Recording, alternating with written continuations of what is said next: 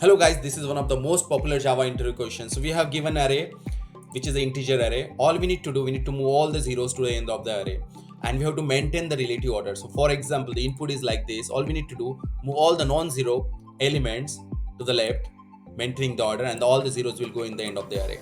To solve this problem, what we can do, we can iterate over this input, and if the element is not equal to 0, we will keep adding it into the new loop in place.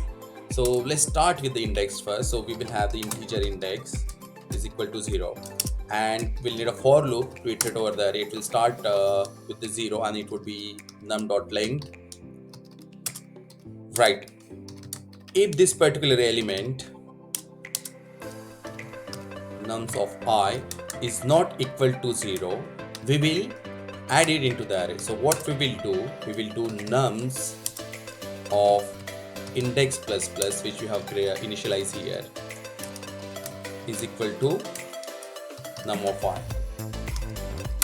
Right, so in the end, once this loop is completed, we will get the array with the non-zero elements. Right, now to fill the zeros in the end, we will need another loop, and this for loop will start with I is equal to index.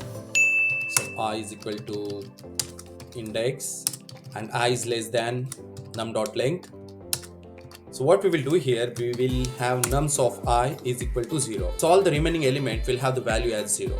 So let's run this program and see the output. So we can say this is the input which has the zeros, and this is the output after moving zeros in the end of the array.